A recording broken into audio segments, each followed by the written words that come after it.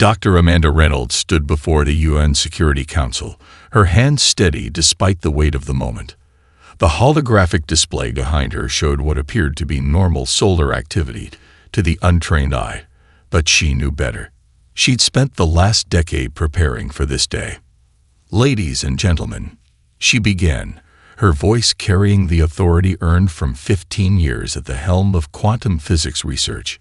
"They're here." With a gesture, she zoomed in on what looked like a subtle gravitational distortion near Jupiter's orbit. This isn't a natural phenomenon. These are ships dropping out of faster-than-light travel, trying to mask their approach through Jupiter's magnetosphere. The Chinese representative leaned forward. "Dr. Reynolds, are you absolutely certain this could be?" The chamber's lights flickered, and every screen in the room went dark. When they came back online, they showed the same image: a tall, serpentine figure with iridescent scales and multiple pairs of eyes. The alien's voice resonated through the chamber speakers, a perfect translation that somehow made its otherworldly nature even more unsettling. "People of Earth," the figure announced, "I am High Speaker Zach Still of the Galactic Council. Your civilization has been evaluated and found wanting. You represent an unacceptable risk to galactic stability. You will submit to quarantine and guided evolution, or face immediate extinction. You have 6 hours to surrender your world governments to council authority." The chamber erupted into chaos. Military advisors rushed to their phones, diplomats began shouting about first contact protocols, and several representatives simply sat there, stunned into silence. But Amanda Reynolds smiled. In the confusion, she slipped out of the chamber and made her way to a secure elevator that technically didn't exist. Her fingerprint and retinal scan granted her access to sub-basement level 5 of the UN building, a floor that appeared on no official blueprints. Commander Jack Martinez waited for her there, his combat-hardened frame looking out of place among the quantum computers and holographic displays. "They took the bait?" he asked, though his grin suggested he already knew the answer. "Hook, line, and sinker," Amanda replied, bringing up the secure terminal. "They're using exactly the type of gravimetric distortion drive we predicted, which means their shields will be calibrated to those same frequencies." Martinez finished. He'd spent enough time around quantum physicists to grasp the basics, making them completely vulnerable to Project Phantom. Amanda nodded, initiating the startup sequence they'd rehearsed countless times. Across the globe, hidden quantum arrays powered up, their existence masked by everything from solar farms to shopping malls. Start broadcasting the 5-axis sequence on their command frequency. Make it look sloppy, like we're just figuring out how to respond. "What about the president's speech?" Martinez asked, monitoring the global defense grid they'd spent years secretly constructing. "Let him make it. Let all the world leaders make their speeches. The council needs to believe we're panicking." Amanda's fingers flew across the holographic keyboard, sending coded instructions to quantum-entangled receivers across the solar system. "They expect us to either surrender immediately or respond with primitive weapons. Their psychological profiles show they've done this hundreds of times to other species." Martinez watched as the first quantum ghost ships phased into their parallel reality states, invisible to both conventional sensors and the naked eye. "But they've never done this to humans." "No," Amanda agreed, allowing herself a moment of pride as she watched the quantum fleet take position. "They haven't. And do you know what the Council's biggest mistake was, Commander?" "What's that, Doc?" "They gave us a deadline." She activated the final sequence, and across the solar system, humanity's hidden strength stirred to life. And if there's one thing humans do well, it's preparing for a deadline. The 6-hour countdown began, but not for surrender. For humanity's counterattack. High Admiral Vectori of the Council's first contact fleet stared at the holographic display in disbelief. The Shadow of Dawn, their most advanced stealth vessel, had simply vanished. No distress signal, no debris field, not even a quantum wake signature. "Impossible," he muttered, his scaled fingers tapping against the command chair. "Run the scan again." But before his crew could comply, another alert flashed. The Twilight Seeker, patrolling near Mars' orbit, had gone dark. Then the Starweaver. Within minutes, 5 of their most advanced scout ships had disappeared without a trace. Deep within Cheyenne Mountain, Dr. Amanda Reynolds watched the Council's confusion through quantum-entangled sensors. "Initiate Phase 2, she ordered, her voice calm despite the magnitude of what they were attempting. "Commander Martinez, are your pilots ready?" Martinez stood before 20 suspension chambers, each containing a volunteer who'd undergone the experimental quantum consciousness expansion. "Ready as they'll ever be, Doc. Though I still can't believe this actually works." "Belief is irrelevant to quantum mechanics," Amanda replied with a slight smile. "What matters is that when we expand human consciousness across multiple quantum states, we can pilot ships that exist in several realities simultaneously." The first pilot, Major Sarah Cooper, opened her eyes in her suspension chamber. Her consciousness now extended across 11 different quantum states, allowing her to perceive and exist in multiple versions of reality at once. "This is incredible." Her voice came through the comm, echoing slightly as all versions of her spoke at once. "I can see them. Their ships, their blind spots. It's like watching a 3D chess game where I can move through the board itself." Martinez checked her vital signs. "Remember your training, Cooper. Don't try to process all realities at once. Focus on your primary mission."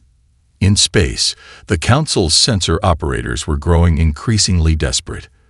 Their equipment showed impossible readings, phantom energy signatures that appeared and disappeared faster than their computers could track them. "High Admiral," one of the operators called out, their voice trembling. "We're detecting something near the Twilight Seeker's last known position, but it's not registering on any normal frequencies." Vectori leaned forward. "Show me." The holographic display flickered, showing a human vessel that seemed to flicker in and out of existence.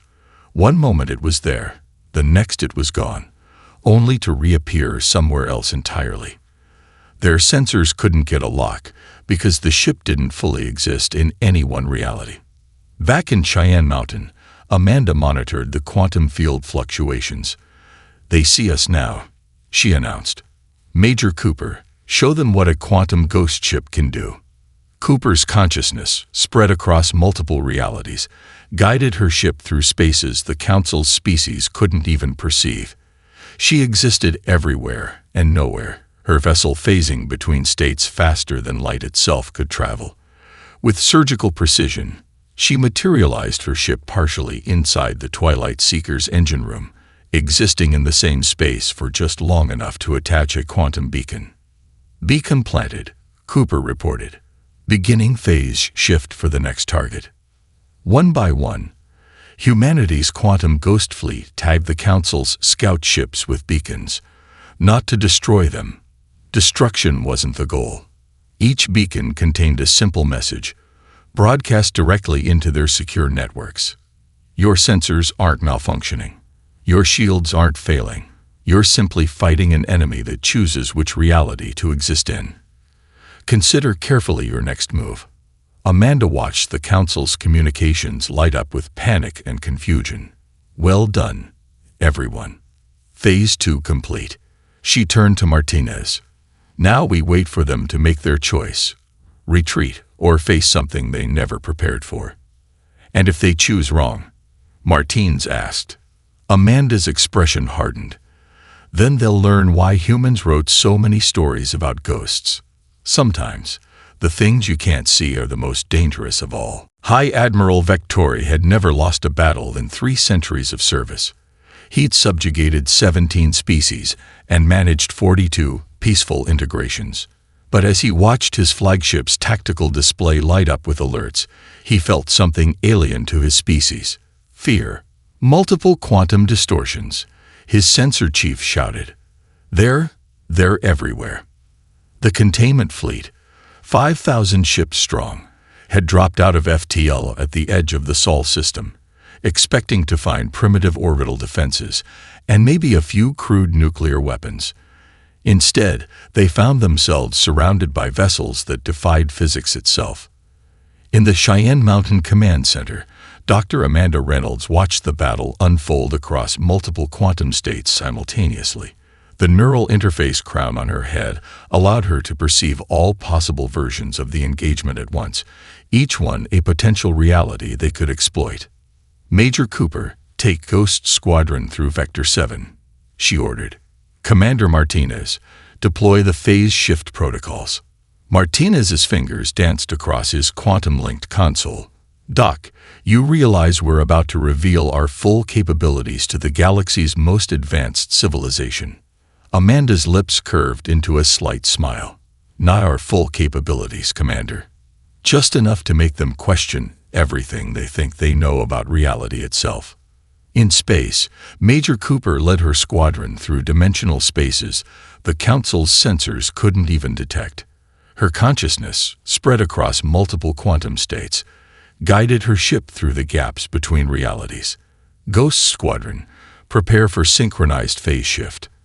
Target their flagship's shield generators. Remember, we exist in all states until we choose one." The Council fleet's formation was perfect, their shields overlapping in an impenetrable defensive sphere, but they were defending against threats that existed in normal space. They weren't prepared for ships that could choose which version of reality to occupy. Ghost Squadron's vessels materialized simultaneously inside the shield perimeters of 20 Council ships.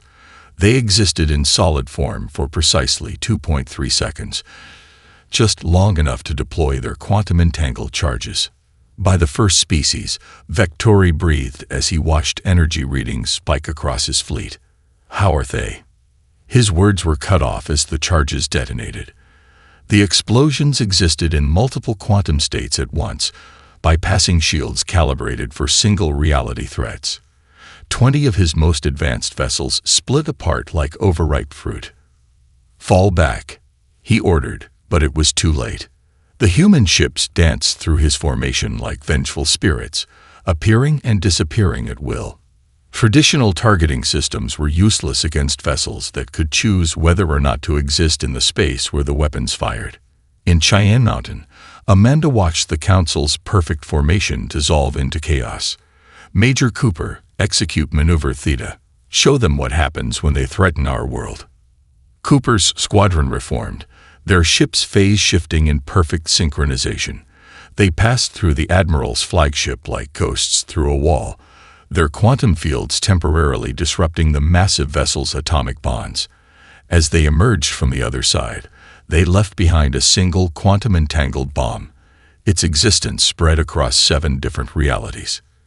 "Clear the blast radius," Cooper ordered, her voice echoing across quantum states. "Detonation in 3, 2, 1. The flagship didn't explode. It simply ceased to exist in this reality, scattered across multiple quantum states. Vectori and his command crew found themselves floating in space, protected only by their emergency fields, watching their perfect military machine fall apart around them. Amanda stood in the command center, her quantum crown showing her every possibility, every outcome. "Send the message," she ordered. Across every council frequency, in every language their databases contained, humanity's response finally came. "Your understanding of physics is insufficient. Your technology is inadequate. Your threats are meaningless. This is your only warning. Leave Earth space, or we'll show you what else you don't know about reality itself." Martinez looked at the quantum display, showing thousands of council ships retreating. "Think they got the message?" "They better have," Amanda replied, already calculating their next move. "Because that was just our opening act." The Council's emergency session erupted into chaos as holographic reports flooded in from across their territory. Not from their fleet engagement at Sol, but from 50 of their core worlds simultaneously. Impossible. The Arch-Minister of Defense slammed his crystalline appendage against the chamber's ancient podium. "How could they have ships in our space already? We only discovered them 3 solar cycles ago." Dr. Amanda Reynolds' face appeared on every screen in the council chamber, her expression calm but resolute. The quantum transmission bypassed every security measure they had, proving yet again that human technology operated on principles they couldn't comprehend. "You discovered us," she corrected, "exactly when we wanted you to discover us." In a hidden facility beneath the ice sheets of Europa, Commander Martinez coordinated with the quantum ghost ships they'd positioned throughout Council space months ago. "Ghost Fleet Beta, initiate Protocol Prometheus. Show them what happens when you cage a species that spent its entire history breaking free." Across Council space, human vessels phased into existence. But these weren't warships. These were liberation ships, carrying weapons and quantum technology to every suppressed species in Council territory. The Drachnids of Sector 7, the silicon-based Orcs, the energy beings of the Helios cluster, all received the means to break their chains. "You see," Amanda continued, addressing the stunned Council, "while you were studying our primitive orbital satellites and analyzing our crude fusion drives, we were studying you, learning about the species you'd enslaved, understanding the weaknesses in your perfect order." In the Helios cluster, a Drachnid resistance leader named Qatar activated the quantum device the humans had provided months ago. His people's natural ability to manipulate electromagnetic fields, combined with human quantum technology, turned their entire star system into a fortress that Council ships couldn't even approach.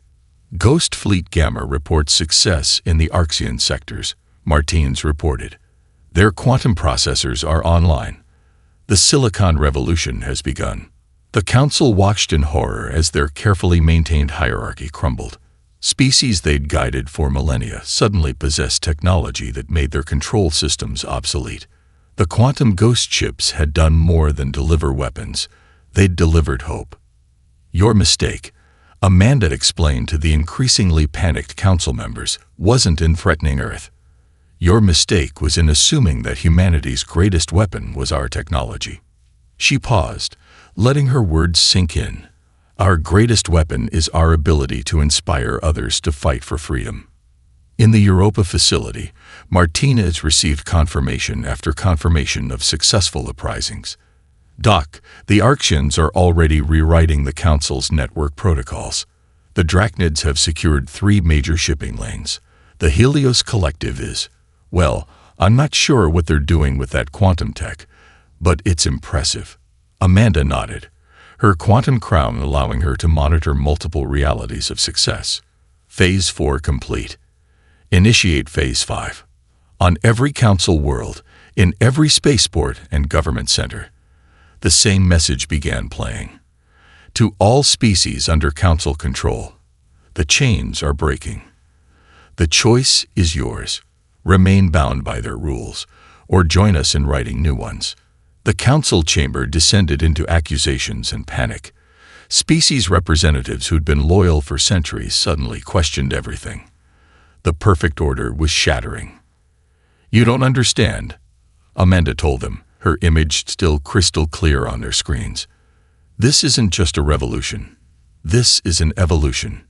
You tried to cage humanity, but we've spent our entire existence learning to break cages, and then teaching others to break free too." Martinez looked at the tactical display showing uprising after uprising succeeding. "Think they understand yet?" "They're beginning to," Amanda replied, watching reality itself reshape according to their plans. "But understanding isn't enough anymore. Now they need to decide. Adapt to a free galaxy or become obsolete."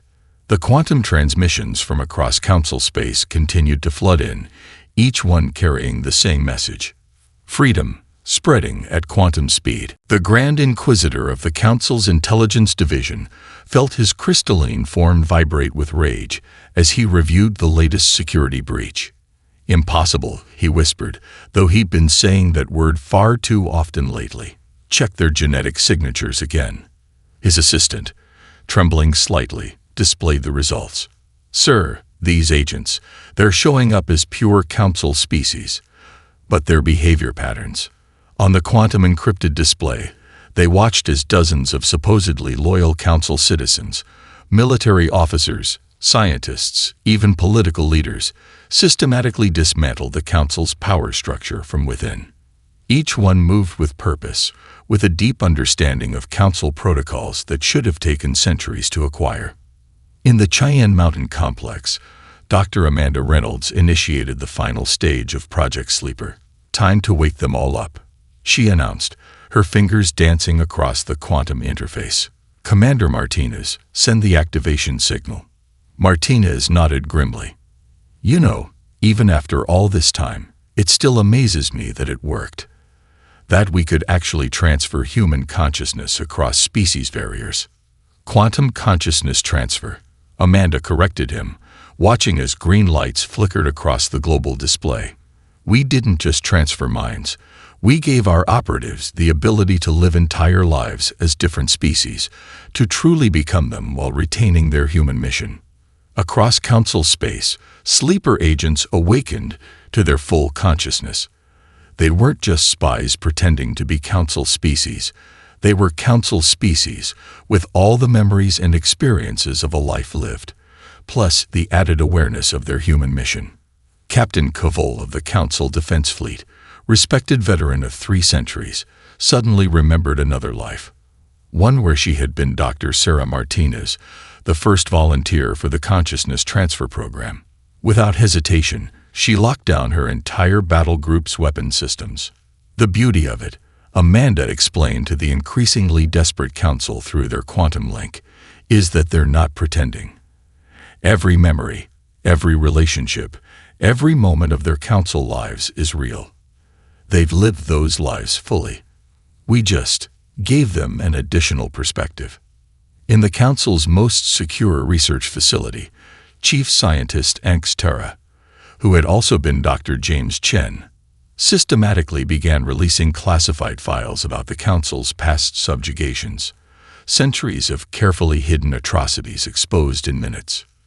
"You see," Amanda continued, "while you were studying our primitive technology, we were learning how to exist in multiple realities at once, not just our ships, our people, and we planted them throughout your society, living real lives, building real relationships, waiting for the moment when they would remember who else they were." The Grand Inquisitor watched helplessly as his perfect intelligence network collapsed. These weren't just spies to be rooted out. They were legitimate citizens with centuries of verified history. "How long?" he demanded. "How long have you been infiltrating us?" "Since the moment your first scout ship entered our solar system, thinking itself undetected," Amanda replied. "We saw you coming long before you saw us. Every piece of primitive technology you analyzed was carefully crafted to deceive. Every breakthrough you monitored was theater. We were already among you, becoming you, understanding you, waiting." Martinez checked the quantum feeds. All sleeper agents report success. The Council's military command structure is compromised. Their research facilities are exposed. Their secret prison worlds are being liberated. And now, Amanda addressed the Council one final time. "You face a choice. The people dismantling your power structure. They're not just our agents. They're your people too. They've lived as you, loved as you, built families as you. They understand, better than anyone, both what the Council could be and what it has become. You can resist them, but can you really fight your own people?" The Council chambers erupted in chaos as members suddenly realized they could no longer trust anyone, not even themselves. The perfect order they'd maintained for millennia crumbled not from external attack, but from the realization that humanity had become part of them, had lived as them, and had decided they needed to change. The revolution wasn't just coming from outside anymore. It was coming from within. The Orcsians were not known for emotional decisions. As silicon-based life forms, their neural networks processed everything through pure logic, which made their next action all the more significant. "We calculate a 99.97% probability that the Council's defeat is inevitable," announced First Node T0, their crystalline form refracting light in complex patterns, and a 100% probability that humanity's quantum technology represents a fundamental shift in galactic civilization. Dr. Amanda Reynolds stood before the Arxian High Consensus, her quantum-projected form allowing her to communicate directly with their neural network. You understand that choosing humanity's side will end 50,000 years of council dominance over your species. We understand. Chi Zero responded, their crystalline matrices pulsing with data exchanges. We also understand that your species accomplished in months what we calculated would take millennia. The ability to exist in quantum superposition isn't just technology, it's evolution. In the Europa Command Center, Commander Martinez watched as the largest computational network in the galaxy switched allegiances. Doc, the Arxians are bringing their quantum processors online. They're integrating with our systems now. The effect was immediate and devastating. The Arxians' vast neural networks, enhanced by human quantum technology, began predicting Council fleet movements before they happened. Every possible tactical decision the Council could make was calculated, countered, and rendered obsolete before it began. The Council made one fundamental error in their calculations. Chi Zero communicated through the quantum link. They assumed that logic and emotion were opposing forces. Humanity has shown us that they are complementary quantum states, existing simultaneously, strengthening each other. Across Council space, Arxian processing nodes activated with new purpose. Their crystalline armies, previously held in check by Council restrictions, merged human quantum mechanics with their own silicon-based technology. The result was something entirely new. Warriors who could calculate every possible reality and choose the optimal one. Ghost Fleet Delta, Martinez commanded, coordinate with the Arxian battle matrices. Show the Council what happens when silicon logic meets human innovation. The combined human-Arxian assault was beautiful in its precision. Ghost ships, their movements predicted and optimized by Arxian processors, struck at exactly the right moments across multiple realities. Council defensive grids, designed to resist either physical or computational attacks, crumbled before an enemy that was both and neither simultaneously. In the Cheyenne Mountain complex, Amanda watched the quantum readouts with satisfaction. The Council thought they could predict and control every species' development. They built their power on the assumption that evolution follows a single, manageable path. And we proved them wrong, Martinez added, watching as another Council fortress fell to the combined fleet. No, Amanda corrected him. We proved them incomplete. The Arxians' pure logic, the Drachnids' electromagnetic mastery, the Helios Collective's energy manipulation. Every species has something unique to contribute. The Council tried to suppress that diversity. We're helping unleash it. Through the quantum network, Chi Zero's consciousness merged temporarily with the human command structure. We are calculating possibilities that we never conceived before. Your species' ability to imagine illogical solutions creates new variables in our equations. It is fascinating. The Council's remaining loyal forces found themselves facing an enemy that combined human unpredictability with Arxian precision. Their ships were ambushed by attacks that were simultaneously random and perfectly calculated, emerging from quantum states that existed in superposition until the exact moment of impact. Your species, Chi Zero observed, transforms chaos into advantage. It defies mathematical prediction, yet achieves optimal outcomes. We are learning.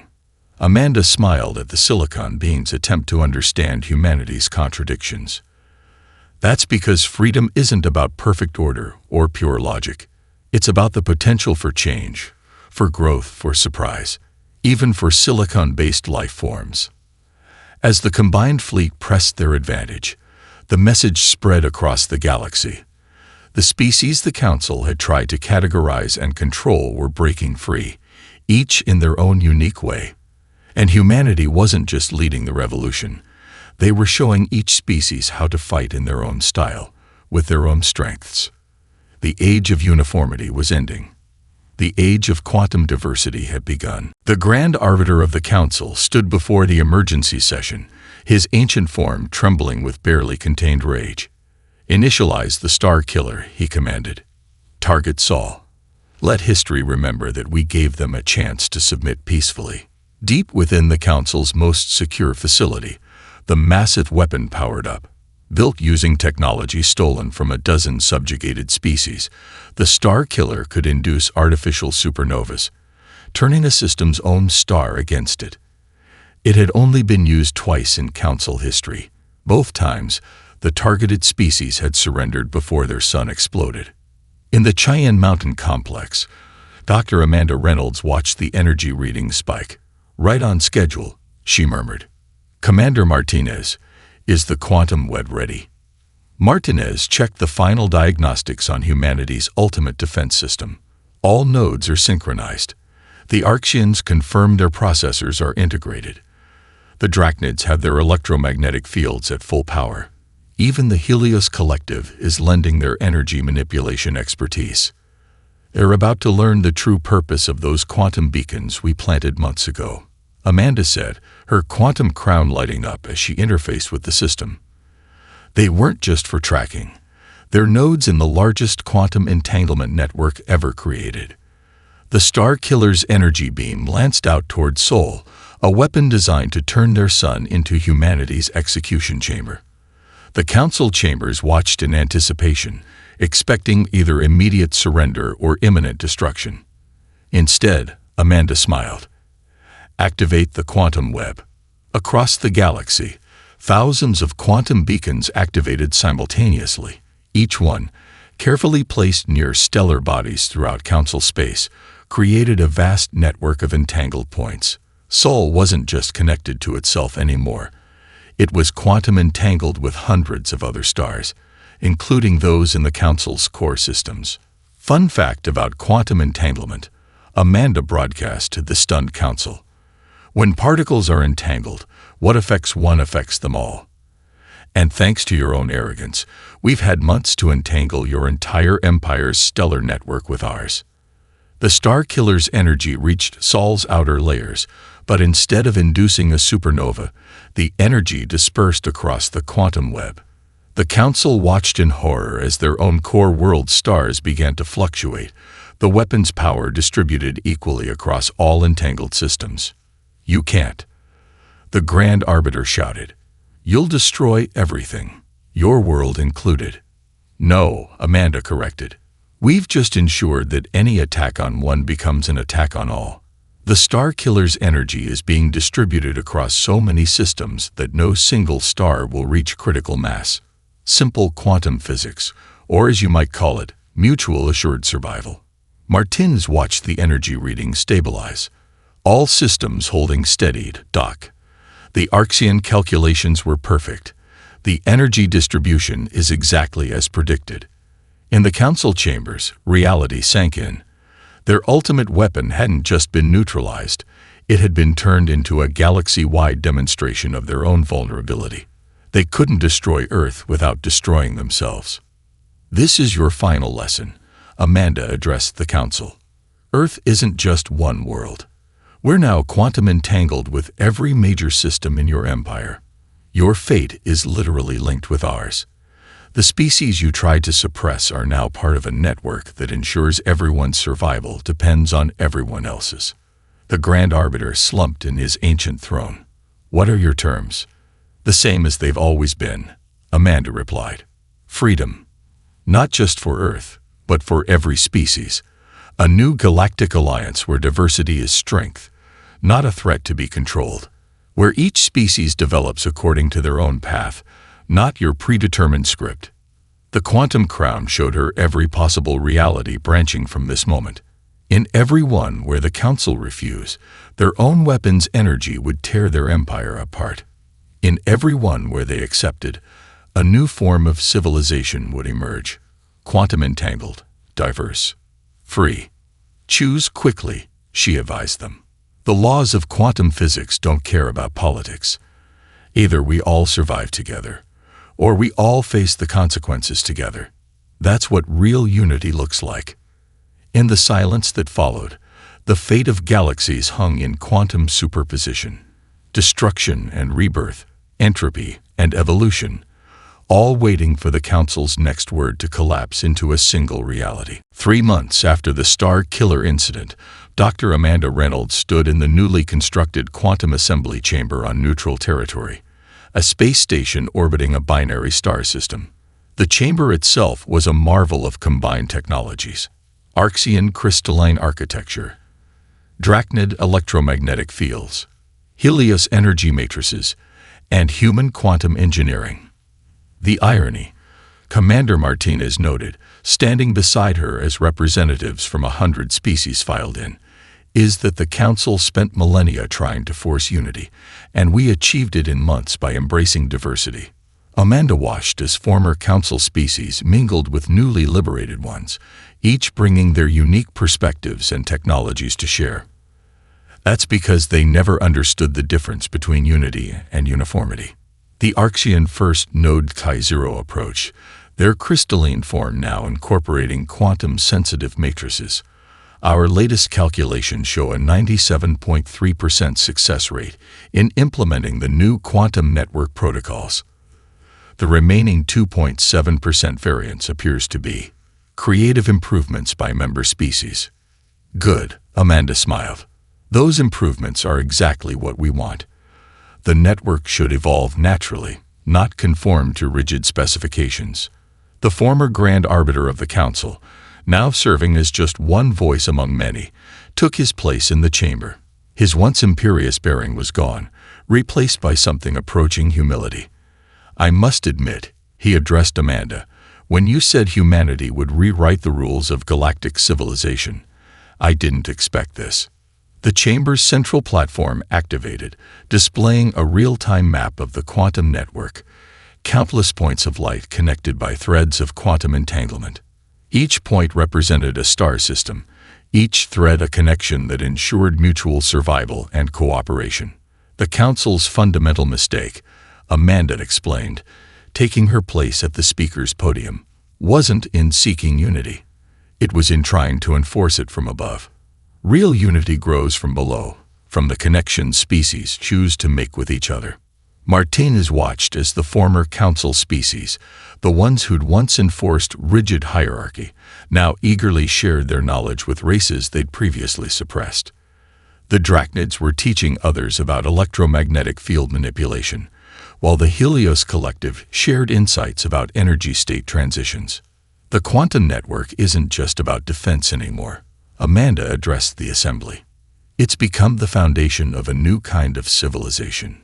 One where an attack on any member is literally an attack on all, where knowledge shared multiplies rather than divides, where diversity creates strength rather than weakness. Psi-Zero's crystalline form pulsed with calculated approval.